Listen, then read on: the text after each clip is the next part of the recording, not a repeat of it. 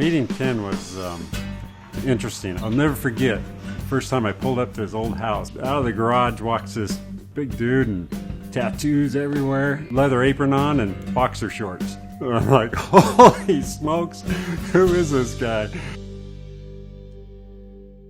He's very kind, he's generous. You know, he sees love and positive things in everybody. He has a very caring heart, and he always likes to help people. He's kind of a redneck. Well, maybe more than kind of. And one of the things he used to always tell me was, if you're going to be a bear, be a grizzly. You know, always be a man. If you're going to be something, be the best that you can at it. He's the American dream. He is what made America great.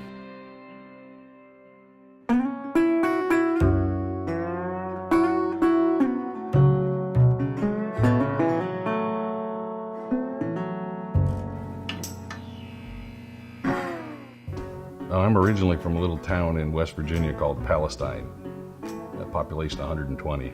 Didn't have any traffic lights. We grew up on a 213-acre farm. I milked cows morning and night. We pitched hay, and we raised chickens and pigs and goats. We worked our asses off. There was 11 people in my family. We had a lot of people to feed. And I think that's really helped me moving forward as an adult. I was taught a really good work ethic.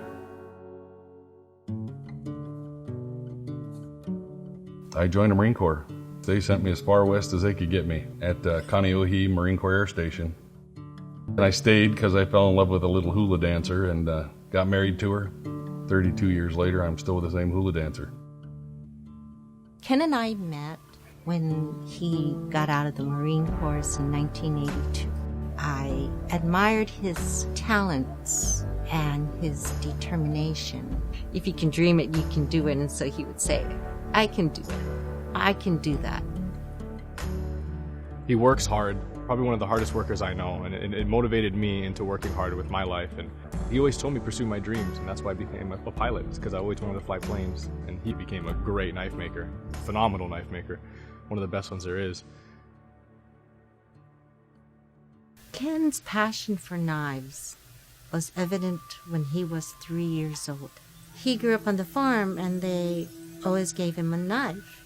So he would take that knife and sit on the curb outside, and on the cement he would just run it back and forth until it got sharpened. As a kid, there was always things that I saw in knives that I was like, well, why doesn't somebody design something that works a little better for this, or something that does a little something like that?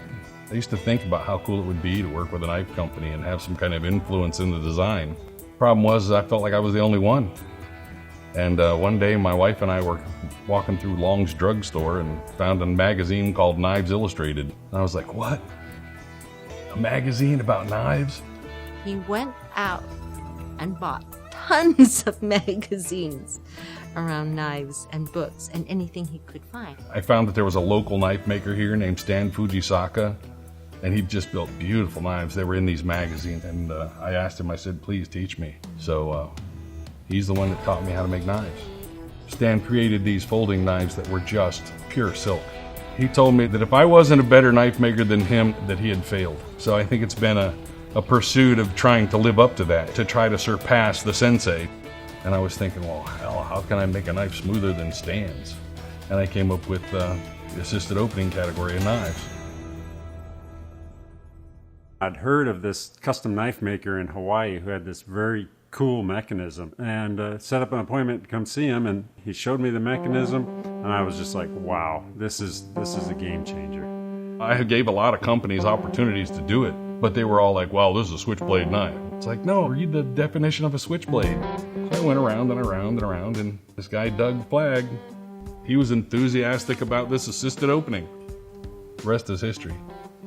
It was on the edge. A lot of people thought it was going to be considered an automatic knife, a switchblade. Ken had done the research and looked at the laws and saw that it wasn't. He was right. It was not a switchblade. It was a category that had not been done before. And I think the knife industry had a huge boom during that time, and even if nobody else believes it, I sincerely believe that I was a big part of that. You know, when you think about a knife, there's really three parts, you know, a blade and two handles. You know, how much can you do with that?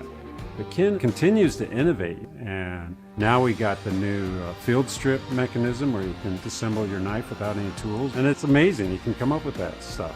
For years, I thought about a way to come up with a knife that you could take apart with no tools quickly and easily.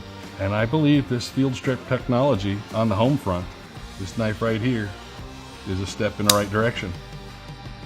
Just when I think everything's been done to a knife that could possibly be done, Ken comes up with something new.